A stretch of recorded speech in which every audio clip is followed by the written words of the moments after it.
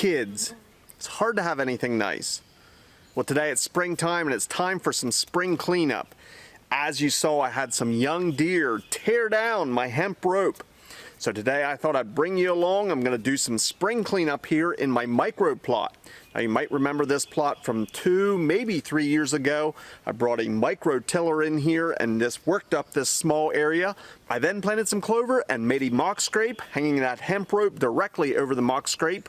Of course, I've had a trail camera on 24/7 since that day and have received thousands of videos. Now fast forward to just 2 days ago, I've had a young deer in here running around going absolutely berserk in this micro plot, ended up tearing my hemp rope down. So today I'm going to rebuild my hemp rope setup. I'm actually going to move it a little bit closer to the trail camera to get even better videos. And then I'll probably do some upkeep here in the plot, maybe do some hand raking and reseeding some clover seed. We have some heavy rains coming in the next day or two that ought to beat the seed back down into the soil. So I invite you to follow along as we do some spring cleanup in my micro plot. So my plan to get that hemp rope back up directly in front of the camera, there's nothing but a lot of greenbriers and brush here and no suitable trees directly in front of the trail camera. I'm actually going to repurpose a tree that has fallen down further down the trail. I'm going to cut maybe a 10-foot section and drill a hole and place it here in front of the camera. I like to keep my setups as natural looking as possible, so that way any trail camera videos I get, there isn't some sort of metal post or wooden post. That's definitely man-made. By repurposing that dead tree that has already fallen, drilling a hole and placing it here in front of the camera, it won't look so out of place, and it'll actually look a little bit more natural, and it'll serve the purpose of holding my hemp rope in the exact spot I want it. So I'm going to get to work cutting maybe a 10-12 foot section of that fallen tree, drilling a hole here and placing that dead tree into that hole.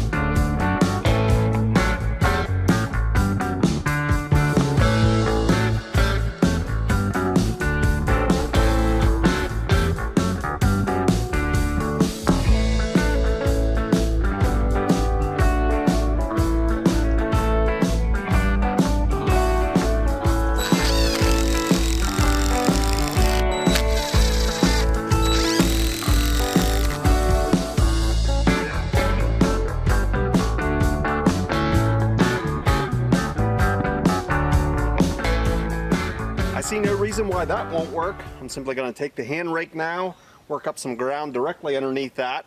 I'm also going to take the rake and just work this whole plot over lightly, and then I'm going to seed it with some Hanover pretzel wedges. Now actually this is Clemson clover. I'll just overseed that here. As I already mentioned, we're getting some heavy rain here in the next day or two. By me loosening up the ground some and then putting the seed down, the rain ought to beat it down into the soil. I really have no way of getting any type of equipment in here, not even a four-wheeler or a skid loader, although I'm less than 100 yards from my field. There's a small creek here and a nasty thicket, and I simply don't want to open up a path into here. That would kind of defeat the purpose of this little secluded plot. So I'm going to simply hand rake this, put some seed down, and let the rain do the work.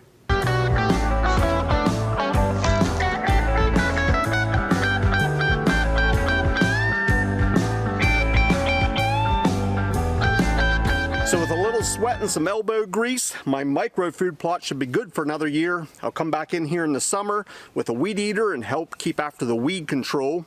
Other than that, I should be good to go. It's a great place for my trail camera to take inventory.